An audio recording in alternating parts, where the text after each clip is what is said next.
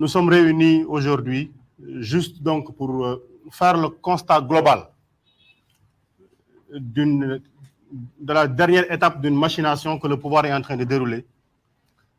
Et parmi les actes dans lesquels on peut faire l'historique, un procès fantoche pour un but politique. Nous avons suivi ensemble toutes les péripéties qui nous ont amenés ici. Et pour rappel de tout ce qui s'est passé, la volonté n'a jamais changé. Elle a toujours été d'empêcher le parti PASTEF et son leader de constituer un opposant simple au pouvoir en place, simplement. Et dans cette voie d'interdiction, dans cette voie de destruction de ce que nous sommes en train de construire, tous les actes imaginables ont été posés. De la diabolisation aux menaces. Aujourd'hui, on passe d'actes incompréhensibles, sans base légale, sans fondement, et dans lesquels on retrouve un pouvoir dit indépendant. Et ce qui s'est passé aujourd'hui au niveau du tribunal est plus qu'alarmant et à tout point de vue. On a appris à l'intérieur du tribunal que dans ce processus, il y avait des documents utiles à assurer la défense du président Ousmane, des éléments qu'on a cachés pendant toute cette période-ci, qu'on a voulu remettre à la défense aujourd'hui pour leur accorder juste une demi-heure, 30 minutes, et leur dire, pendant que le destin d'une organisation politique comme PASTEF était en train d'être engagé, pendant que l'avenir politique d'un candidat était engagé, nous, tribunal, nous, procureurs, on est en train de dire, vous n'avez que 30 minutes pour assurer la défense, pour assurer la vie de toute une institution qui est PASTEF et son leader. Et on nous dit, on nous garantit les conditions d'un procès juste et équitable. Dans ce que l'on appelle la distribution équitable de la justice, voilà le cinéma auquel nous avons assisté ce matin. Et les avocats ont expliqué avoir écrit pour demander la communication des documents. Ils ont expliqué avoir parlé au procureur même qui a reçu les informations, au président même. Mais qu'est-ce qu'on a constaté? Il n'y a pas de réponse. Donc on a voulu faire ce qu'en Wolof on dit bien, patam patam mbirmi, parce que et c'est bien de dire, c'est bien le lieu de le dire, la volonté elle est manifeste. Nous allons avoir cette four, si on ne le cuit pas dans celui-ci, on le cuira dans l'autre. Ils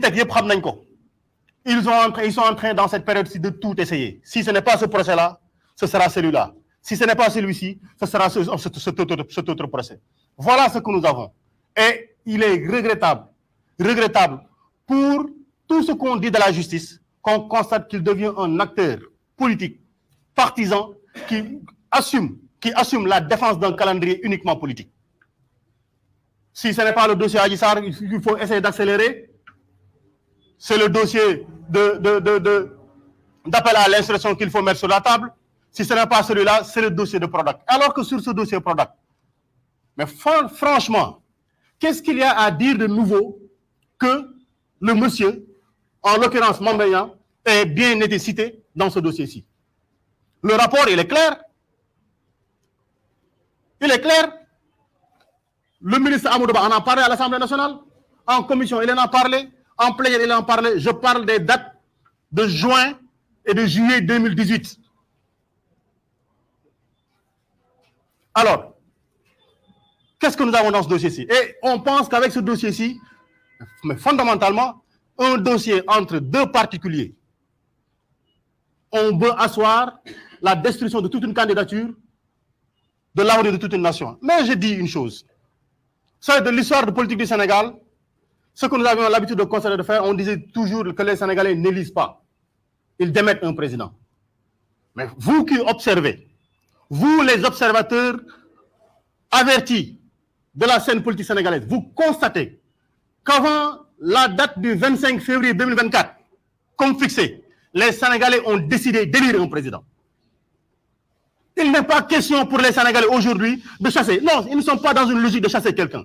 Ils veulent élire un président, ils veulent élire le président Ousmane Sonko. Et toute la machination avec tout ce qu'on appelle ce système-là, c'est de tout faire pour qu'il ne soit pas candidat. Mais nous avons porté un projet. Nous l'avons construit. Nous l'avons arrosé. Nous l'avons nourri. Nous l'avons défendu. Et son porte-étendard sera le candidat de PASTEF aux élections présidentielles de 2024. Et il faut qu'on soit clair.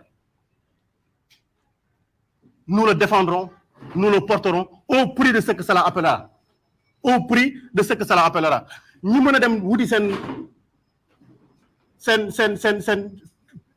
leesal lañ ko wuti parce que dañoo toll ci loo xamante ni ala kulli xaal lii moo fi des. Et qu'est-ce qu'on constate aujourd'hui? En mars, on lui interdisait de passer par une voie. Donc il n'a plus la liberté. Lui, quand il est convoqué, c'est le seul Sénégalais à qui on interdit de choisir une route ou une voie.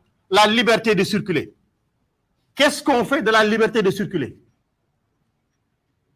Il est le seul à qui on interdit. En mars 2021, c'est la même chose. Aujourd'hui, c'est encore la même chose. De chez lui au tribunal, c'est ce que nous avons constaté. Et pourtant, chaque fois qu'on lui a laissé la voie libre, il a été répondre en heure et en temps. Et à la sortie, qu'est-ce qui se passe?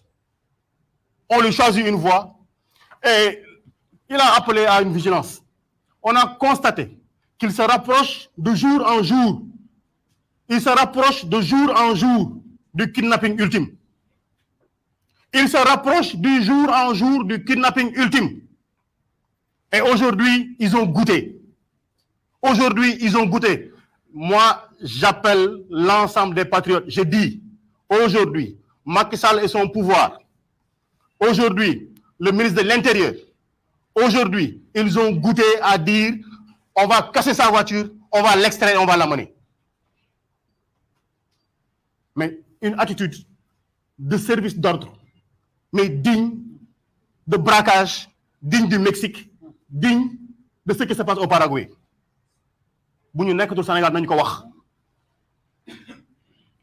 Si on n'est plus au Sénégal, qu'on nous le dise. Il faut que cela cesse. Il faut que cela cesse. Et il faut que l'on prenne aujourd'hui toutes nos responsabilités. Nous n'accepterons plus. Franchement, on a atteint le plafond de verre, on a atteint les limites de ce qui était acceptable. Ils vont encore embrayer. Mais on appelle tous les patriotes et tous les Sénégalais épris de justice dans ce pays-ci. Parce qu'il ne faut pas croire. Je n'écouterai pas ceux qui me disent restez chez vous. Mais tout le monde reste chez vous. On est en train d'élire un roi. On est en train d'élire un tyran qui n'a de limite que la réalité de l'opposition qu'on lui oppose. Il ne connaît ni les institutions, ni la séparation du pouvoir. Il n'a que sa propre volonté et son organisation pour détruire tout ce qui s'oppose à la justice. La Constitution de 2001 avait dit qu'on ne peut pas faire plus de 2 mandats. Il nous propose une consolidation de la Constitution. Mais qu'est-ce que c'est qu'une consolidation? Parce que tout ce débat que nous avons sur cette histoire-là, c'est une question de savoir est-ce qu'en 2016, on a consolidé ou on a déconsolidé. 2001 disait on ne peut pas avoir plus de 2 mandats constitutifs. Mais qu'est-ce qu'on appelle consolider une constitution? Quand on consolide, on ne peut pas mettre plus. On confirme qu'on ne peut pas faire plus de 2. Tous les débats tournent autour de ceci. Il veut, lui, être candidat. Il ne veut personne comme candidat. Du moins, la seule personne qu'il ne veut pas avoir en face de lui, c'est Ousmane Sonko. Mais Inch'Allah Rabbul Aizati, Ousmane Sonko fera face au candidat de la paire qui ne sera pas Macky Sall. Il fera face au candidat de la paire de Benno Bokk Yakaar qui ne sera pas Macky Sall. Parce que l'histoire, quand on dit même candidat, non, on parle de 3e candidature. On ne l'acceptera pas. Et à l'heure du bilan, on verra, parce que le peuple a décidé. Partout, les jeunes sont en train de chercher leur pièce d'identité. Et on veut leur interdire, il fait sa communication. Aujourd'hui, les populations ont démontré, partout où il va, qu'ils ont choisi tout de suite maintenant, leur président, en attendant le soir des urnes pour le confirmer. Et voilà ce qu'il veut nous interdire. S'il veut prendre nos vies, il faut qu'il soit plus courageux. S'il veut prendre nos vies, il faut qu'il soit plus courageux, mais qu'il avance également et il nous trouvera sur son chemin. C'était les raisons pour lesquelles nous avons appelé à ceci. Ousmane Sonko devait présider ce point de presse, mais voilà, Il n'a plus le droit de choisir les voies par lesquelles il passe. Il n'a plus le droit de choisir les heures auxquelles il sort. On lui interdit d'aller à la mosquée. On lui interdit. Mais il faut simplement dire que Macky Sall a décidé enfin que Ousmane Sonko est en résidence surveillée et nous, on ne l'acceptera pas. Merci beaucoup. On va donner la parole à Babacar Ndiaye, le responsable des jeunes adjoints, et à Mme Maïmouna Diaye.